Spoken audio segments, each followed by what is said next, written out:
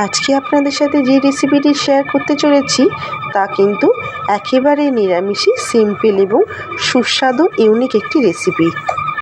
হোলি বা দোল স্পেশাল উপলক্ষে কিন্তু আমি এই রেসিপিটি বানিয়েছিলাম এবং আপনাদের সাথে শেয়ার করছি।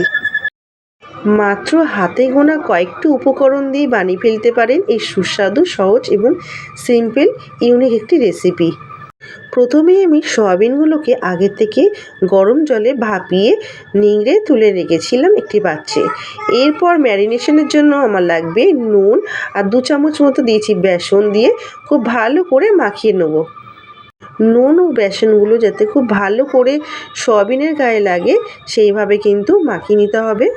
আমার এখানে কিন্তু মাখিয়ে নেওয়া হয়ে গেছে।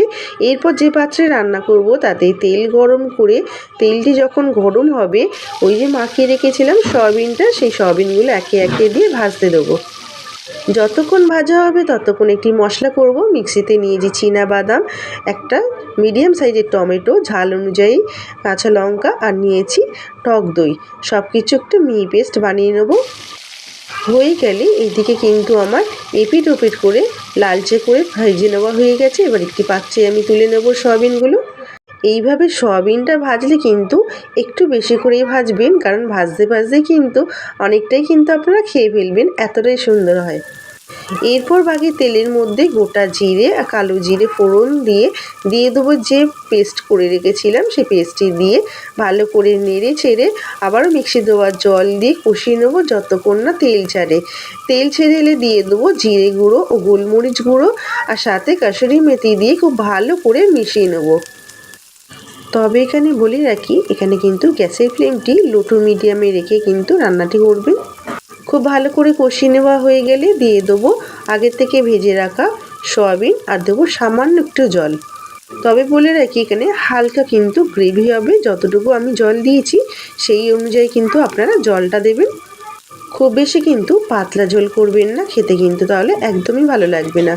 দিয়ে দেবো স্বাদ মতো নুন, দিয়ে খুব ভালো করে মিশিয়ে নেব।